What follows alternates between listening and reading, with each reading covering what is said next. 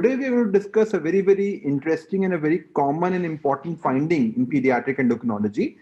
We all know that 21 hydroxylase deficiency is one of the most severe forms of disorders which we as pediatric endocrinologists encounter, and often the reflex is that as soon as you diagnose somebody as 21 hydroxylase, you start them on hydrocortisone and fludrocortisone, which is genuine because it may take time to make a diagnosis. But what we need to understand is that because these conditions are lifelong, even though they are life threatening, so starting steroids may be appropriate, but because they are lifelong, we need to be careful in terms of establishing the right diagnosis. So you all can go and have a look at our website learning.growsociety.in, which will highlight a number of these resources. You can have a look at our master courses which are available on the website. There is also a specific 3-year course for postgraduates which is available, and our book is available as well as the apps on the iOS and the Android store. We all know that the first process of steroidogenesis starts from the conversion of 7-dehydrocholesterol to cholesterol under the influence of DHC7 reductase.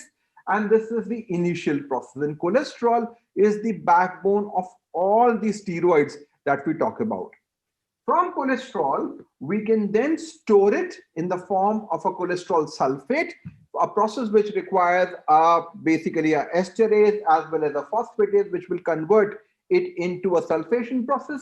And from there, we start producing the hormones. The first most important compound is actually produced under the influence of 3 major enzymes: side chain cleavage, STAR, which is not really an enzyme. It is basically a transporter which pushes cholesterol into the mitochondria, and very importantly, we'll get pregnenolone, which will be one of the first important compound which happens. From pregnenolone, we have got different activities which happen, and 17-hydroxylase lyase is the key branch point, so to speak, as far as steroid synthesis is concerned. Now, 17-hydroxylase and lyase are part of the same enzyme. If you have got no 17-hydroxylase, no 17-lyase, which is basically there in zona glomerulosa, your end product will be aldosterone. If you have got 17-hydroxylase but no lyase, the end product will be cortisol. And if you have got both 17-hydroxylase and lyase, the end product will be DHEA. So 17-hydroxylase and lyase will produce DHEA, which is immediately sulfated. And this sulfation will actually prevent from the hyperandrogenic effect which is there. And this DHEAS and this whole process requires an enzyme known as PAP-SS2, the deficiency of which will cause excess amount of free DHEA, which will cause hyperandrogenism. So we'll discuss about that briefly. There is also a conversion of these compounds peripherally, and this is important to understand that the hydroxysteroid dehydrogenase have multiple isoforms. The hydroxylases do not have isoforms, but HSDs have isoform. And one of our cases will highlight why this is important. So this 3-beta HSD, which is available only as far as our own steroidogenic pathway is concerned, but it is also available externally in the liver, in the placenta, in different regions. And this will convert some of these precursors into steroid hormones, which will happen. And that can cause confusion in certain situations like this. So in 3-beta HSD deficiency, you will have lots of delta 5 precursors which are circulating, but some of them will be converted into delta 4. Your testosterone levels will be slightly high for a XX individual causing DSD, but they will be very low for a XY individual, so causing DSD in both genders. So as we'll discuss, the 3-beta HSD deficiency will cause abnormalities of both XX as well as XY DSD. Now, we all know that we can also have 17-beta HSD, which will then convert this into testosterone, and this activity is also there in the lipid factors from there. And from there, we can aromatize to produce estradiol, and this estradiol is the final mediator of growth plate maturation and fusion, which happens in this perspective. Now, as discussed, the adipocytes have got a number of these enzymes. They include aromatase, 17-beta HSD, and 11-beta HSD. So whatever you are producing from the adrenals can be converted in the adipocytes into testosterone, into estrogen, as well as into cortisol as well, because it has got multiple activities. So all these peripheral activity becomes important. Now, once you have got 17 hydroxylase, the second important thing, as I discussed, is the 3-beta HSD, and the combination thereon, you will then start producing your major cortisol as well as aldosterone. So 17 hydroxylase, no lyase, but 17 OH, but 3-beta HSD, then your 21 hydroxylase will come up and you will start producing the enzymes and activity from there, and you will start producing cortisol. So cortisol production from the zona fasciculata will require 17 hydroxylase, but no lyase. So conditions in which you have a 17 hydroxylase deficiency, you will basically have cortisol deficiency with excess of aldosterone. And this is an important consideration to consider. And on that other hand side, this cortisol is continuously being inactivated to cortisone by 11 beta HSD 2, particularly in the mineralocorticoid responsive tissue, because cortisol and aldosterone both have got equal affinity.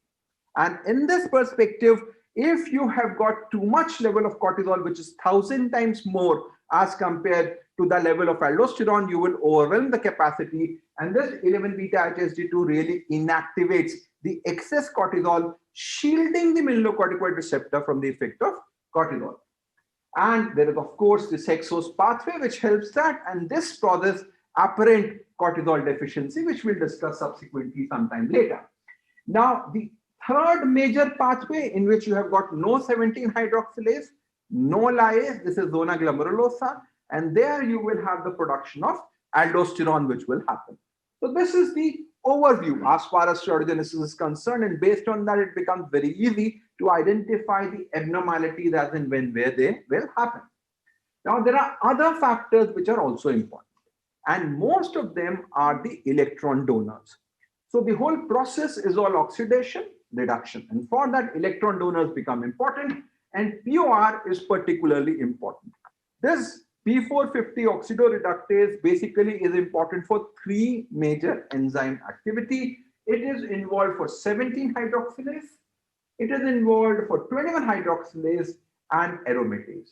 So POR deficiency will mimic the problems faced by 17, which is basically under-virilization and hypertension, 21, which is salt wasting with virilization, and aromatase, which is virilization. So manifestation will be variable. Your salt wasting may not be that severe, but you may have XX and XY DSD again. So second condition to cause both DSD in XX and XY after, as we had discussed earlier with regards to 3-beta HSD, would be this POR in this perspective. Now, if we discuss all that, why we discuss that, so that it becomes very easy to really go through the different causes from that perspective. So if we start the first defect, that would be the DHC7. Now, this defect theoretically should result in complete abolition of steroidogenesis, but often because there is some production of cholesterol happening somewhere else and there may be some extra, so that's why it doesn't cause a complete deficiency. The effect of this is known as Smith-Lemeli-Optis syndrome, which usually presents with milder salt wasting and mainly in terms of XY-DSD. Now, what you need to understand is that XY-DSD is an act of, Pratik? DSD is act of omission. So if you are not producing testosterone, you will have a XY-DSD. While XX-DSD is an act of commission. You have to produce extra testosterone to cause XX-DSD. So when you're classifying this whole CAH, just remember what is happening to the mineralocorticoid, what is happening to the androgen, and you will know that. So in this perspective, everything is gone. So of course, you will basically have a XY-DSD. If it's 0, it is XY-DSD, and it will cause delayed puberty in girls. But the normal appearance will be there at birth. So classic SLO will present with XY-DSD and salt wasting.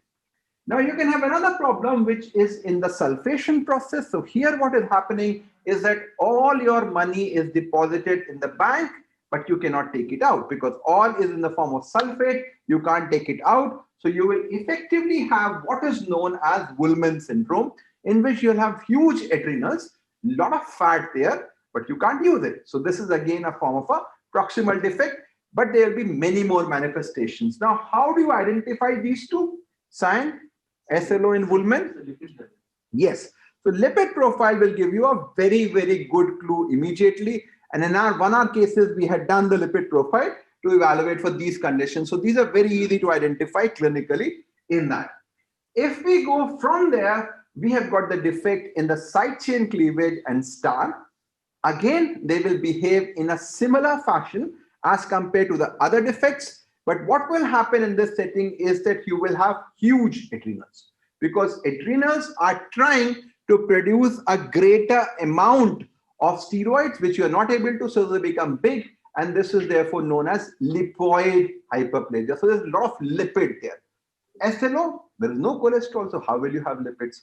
Woolman, of course, you will have too much of sulfated product, which will cause calcification. So this adrenal morphology will also give you a clue as to where you are heading. So if you have a very proximal defect, which is lipoid hyperplasia, it will again cause same picture, XYDSD and salt wasting. Let's go down further. You have a problem in the 17 hydroxylase. So 17 hydroxylase, Naveen, what is the problem that you will see? 17 hydroxylase is cause an XY-DSD with hypertension and delayed puberty and hypertension in case of females. Yeah. So 17 hydroxylase, basically what you need to understand is that your cortisol is gone, your androgen is gone, but your mineralocorticoid is high. So you will have hypertension, hypokalemic alkalosis, along with actor formation, which will cause basically a XY-DSD at birth. So 17 hydroxylase will cause hypertension and XY-DSD. 3-beta HSD sign, what do you think? The 3-beta HSD, all 3 levels will be decreased. So there will be salt wasting, but it will be variable. And so in XY, in a male, it will be undervarialization, while in a female, it will be virilization. So as against hydroxylases, which do not have isoforms, we discussed that beta HSDs have isoforms. So 3-beta HSD peripheral activity will be there, which will partially compensate. So maybe the salt wasting will not be very extreme as 21 hydroxylase, but you will have DSD both in XX as well as in XY. What will happen to their 17 OHP levels, Pratik?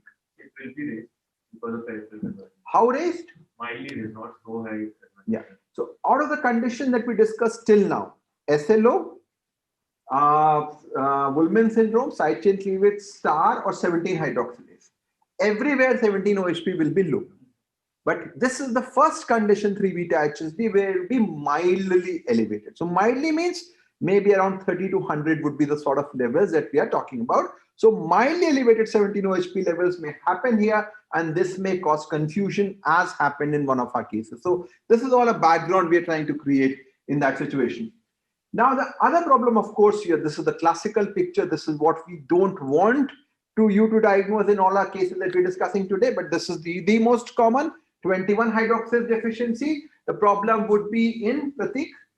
For both will have salt wasting. If it is a salt wasting, XX will come with virilization, XY will come with precocious puberty. So you have got androgen excess and mineralocorticoid deficiency. Cortisol deficiency is universal amongst all of them. So 21 hydroxylase will have salt wasting and XX-DSD, and of course precocious puberty if we talk about a bit later from there. Now if we talk about 11 hydroxylase, Naveen, 11 will cause? Opposite of 17. It will cause an XX-DSD with hypertension, and males it will cause a precocious puberty with hypertension. So high androgen and low amount of basically mineralocorticoids are also high because your precursors are high. So DOC is going to act on the mineralocorticoid receptor. Why does DOC work on the mineralocorticoid receptor, cyan, and not cortisol? So because it isn't reactivated by the 11 beta.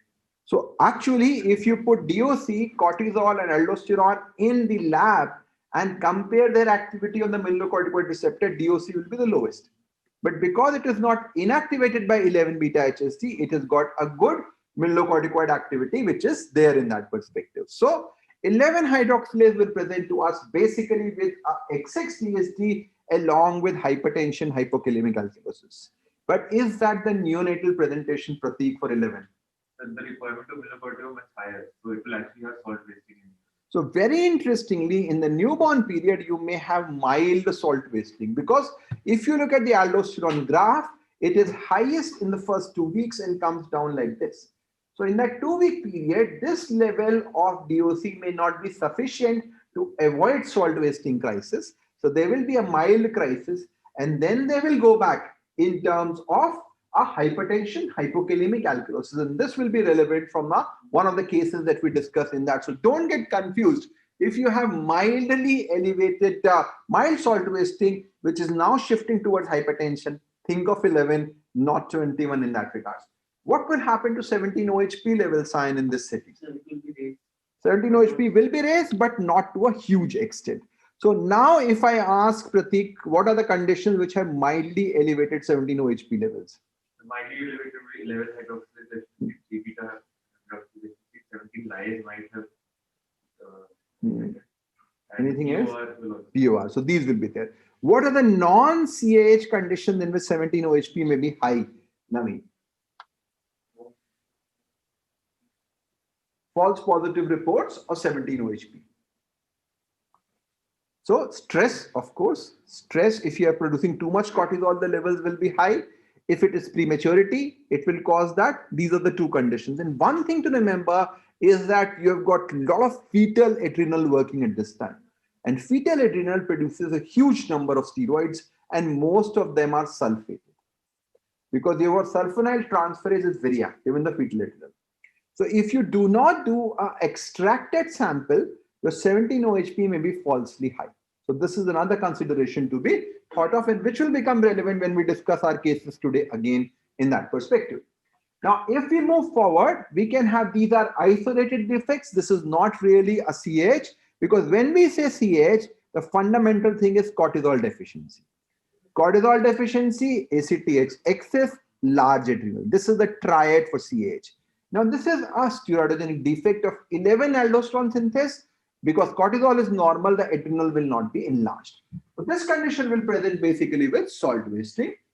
Similarly, if you have a 17 beta HSD deficiency, this will mainly cause the effect on androgen deficiency with no effect on cortisol and other aspects, and adrenal size will be normal. If you have a aromatase deficiency, this is again not a CAH, you will have, what will happen in that setting, Sayan? So, aromatase deficiency. So, as it is aromatase deficiency, there will be excess androgen levels during the intrauterine phase. So, the mother will have features of virilization. The child will XX individual will present with virilization, and again will complain with delayed puberty.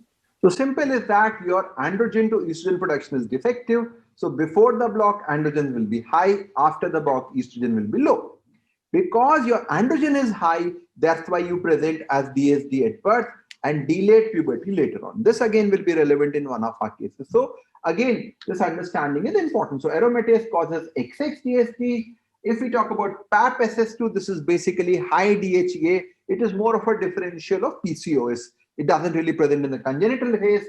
Very important to remember is, again, XO6-phosphate is again cortisol deficiency, apparent rare case in that perspective. 11 beta HSD, again interesting, not really a CAH. You will have lesser conversion of cortisol to cortisone, causing hypertension, hypokalemic alkalosis, which is responsive to spironolactone. So this will be apparent mineralocorticoid excess. So this will be that situation. And finally, you will have a problem of POR, which is a confusing state, which will cause effect of three hormones: aromatase, 21-hydroxylase, and 17-hydroxylase. So it can again present to us with a salt loss, which is milder, and XX and XY-DSD. So if you now look at the whole busy slide, it will really tell you the entire pathophysiology of CAH, and this will be something which can really help us guide in terms of diagnosis. So now if we make it simpler, we have discussed about all the basics. All you have to look at mineralocorticoid and androgens. So mineralocorticoid deficiency, now androgen can either be high, low, or normal. So if you have androgen deficiency and mineralocorticoid deficiency, everything low, presenting with salt wasting and XY-DSD, you're talking about proximal defects. like star, HCC, 3-beta-HSD, POR. You can add SLO also into that picture. Then if you talk about high androgens but low mineralocorticoid, which means XX-DSD with salt wasting, you're talking mainly 21 hydroxylase deficiency, but milder will be 3-beta-HSD with POR. And finally, if you talk about just mineralocorticoid deficiency, that is the aldosterone synthase defect, which is not really a CAH. Now, if you go into a normal mineralocorticoid with an androgen which is low, then you're not talking about CAH, you're talking about 17-beta-HSD basically, and if you talk about excess, which is aromatase. Finally, too much mineralocorticoid with a low amount of androgen is 17-hydroxylase, XY-DSD with hypertension. If you talk about XX, that will be 11-hydroxylase, which is XX-DSD with hypertension. And finally, if it's normal, it is 11-beta-HSD, which is the upper end mineralocorticoid excess. So if you think in terms of CH, think whether your androgens are low or high, your aldosterone or your mineralocorticoid is low or high, you can classify that. And this would be used many times when we talk about our cases today, because that will make it much easier in that perspective. So now if we talk about CAH with mineralocorticoid deficiency, we have got star SCC, which will cause delayed puberty. So any actor formation will cause delayed puberty in girls, and XY-DSD in boys, and low levels of all metabolites. 3-beta-HSD, again DSD in both boys and girls, salt wasting, and you will have very high level of DHEA and the delta 5 compounds. 17-hydroxy progesterone may be mildly elevated. 21-hydroxylase deficiency DSD in girls, precocious puberty in boys, 17-OHP will be very, very high in that perspective. 11 aldosterone synthase, no effect on androgens. It is basically going to cause low aldosterone and precursors in that setting. And POR, as discussed, can cause DSD in both boys and girls. And along with that, you will have high DOC and 17-OHP levels. So again, this is the third non-21 hydroxylase deficiency after 3-beta and 11, which can cause slightly high levels as far as 17-OHP is concerned. Now, CAH with mineralocorticoid excess, we'll have 11 hydroxylase, in which you will have a DSD, XX-DSD in girls, early puberty in boys, 17 hydroxylase, which will cause basically XY-DSD and delayed puberty in girls, along with hypertension, hypokalemic alkalosis, and AME, which is just hypertension, early onset hypokalemic alkalosis, which will be there. CAH with normal mineralocorticoid, we discussed aromatase deficiency causing XX-DSD and delayed puberty, which may happen basically with 17-beta-HSD in girls, but it will cause a severe XY-DSD in boys. So this is a very simplistic way of comparing the whole phenomena of CAH. So when do we suspect CAH? Of course, if you have anybody with DSD, especially if it is non-palpable gonads, CAH becomes important. If there is peripheral precocious puberty in boys who have a small testis and precocious puberty, delayed puberty, especially in girls, especially with hypertension. If you have salt wasting, hyponatremia, hyperkalemia, metabolic acidosis, failure to thrive, if you have hypertension, think of the other way around, and of course, differential for hyperandrogenism, non-classical CAH, POR, aromatase deficiency, non-classical avalent hydroxylase, they will all present like a differential of PCOS in that perspective. Now, all of us have been told that when you have any of these, do a 17-OHP level. But we need to understand how to interpret these levels. So if 17-OHP is less than 300 nanogram per DL, less than 3 nanogram per ml, which may be often given in your units, don't think about CAH. If it's more than 3500, it is more like 21 hydroxylase, you're pretty much sure. Now, whether it is classical, salt wasting, simple virilizing, or non-classical is a different thing that will depend upon your clinical picture. If it's 300 to 1200, you can have some variants which are likely, and then you look at 11 hydroxylase, you do 11 DOC, for 3-beta-HSD, you do 17 hydroxypregnenolone, for POR, you do a urinary metabolite, which will give you a clue to diagnosis in that perspective. If it's between 1200 to 3500, it's better to do a ACTH test to make a diagnosis. So this is a rough criteria. Different people have some different criteria, but usually what we're trying to say is that the diagnosis, especially in this classical form, is never in doubt. If you properly look at 17 OHP, you will be able to make a diagnosis. It was of a 2-year-old child who presented to us with concerns regarding atypical genitalia and was being reared as a female. The relevant history in this case was her parents had a history of 3rd-degree consanguinity. There was no SNCU admission, no similar family history, no history of sibling loss, no history of maternal virilization, and no history of prenatal exposure to any androgens.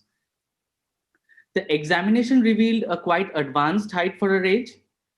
Weight was normal. There was no failure to thrive per se. There were no gonads which were palpable. There was a phallic length of around 2 centimeters. The genitalia were pigmented, and she had a Prader staging of around 3 to 4. So this again looks like that there's no gonad palpable. You're talking basically about an XX DSD with an advanced growth.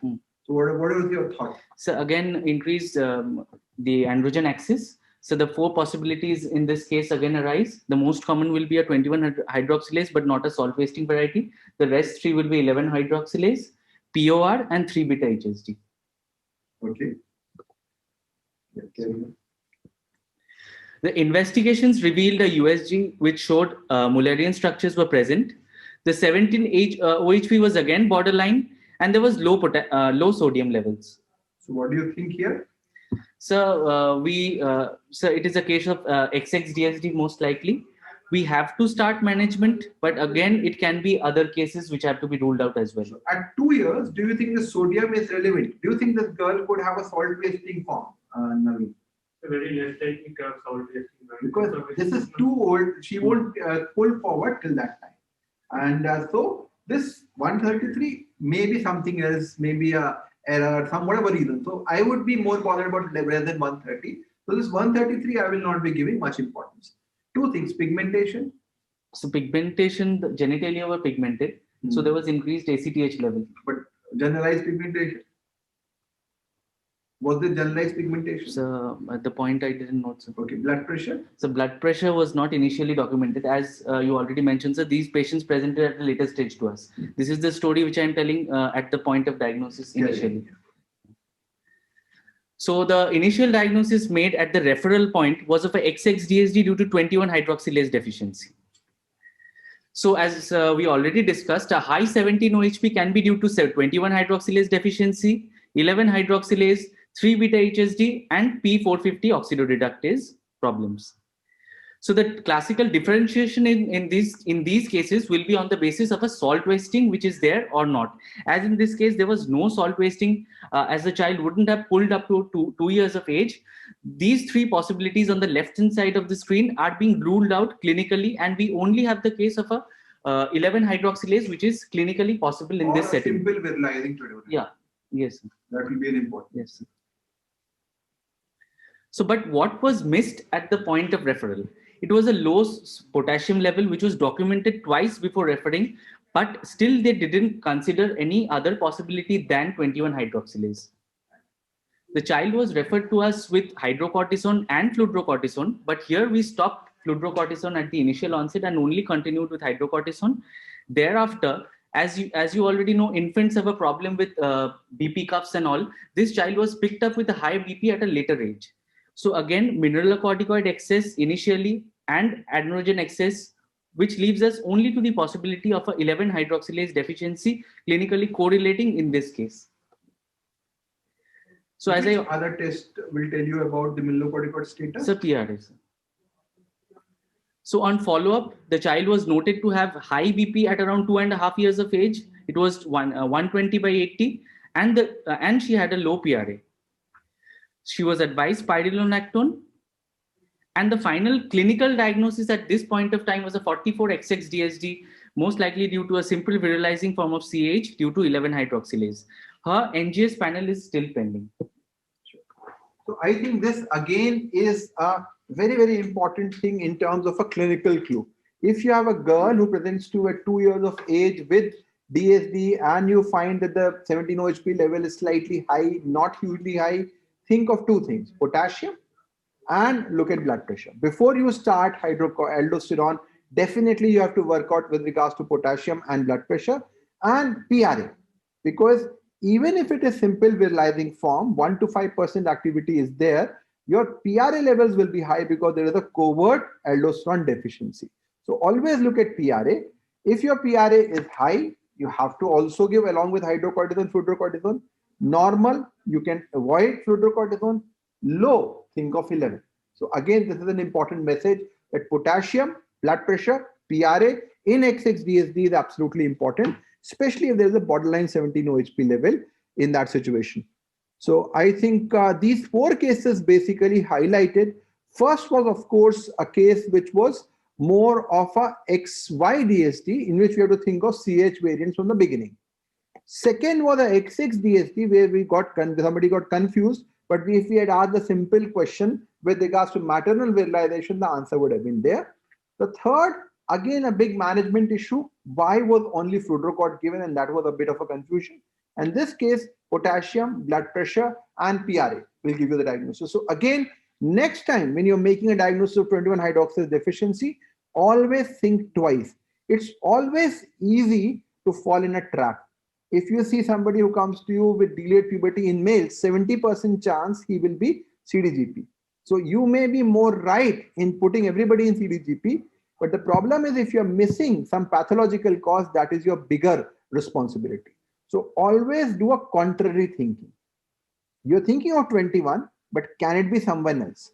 You're thinking of CDGP, can it be something else? Because that is where you will be appreciated. Because otherwise, if you say XX-DSD, CAH, 21-hydroxylase, everybody, 90% chance is there. But if you pick up those 10% where management is completely different, giving Florinef in this girl would have caused severe hypokalemia. You are actually giving aldosterone blocker.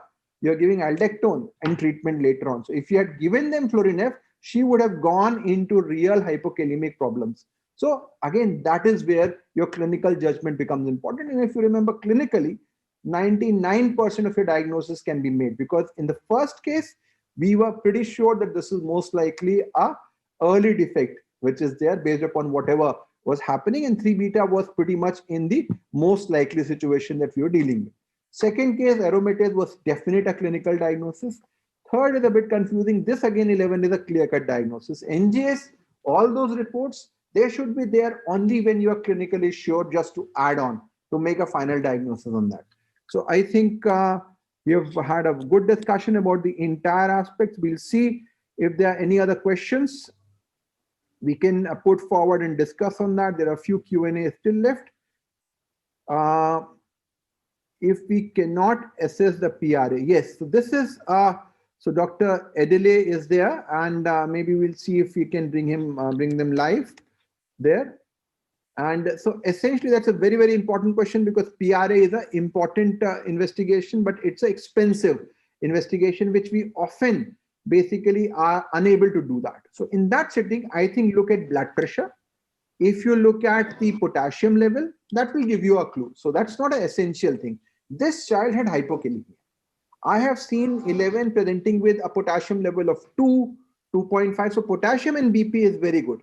So the evaluation is urine steroid available in India. It is available, and the biochemical tests which are also there, which are available. The problem is that many of these steroidogenic defects, the assays and the levels are very arbitrary.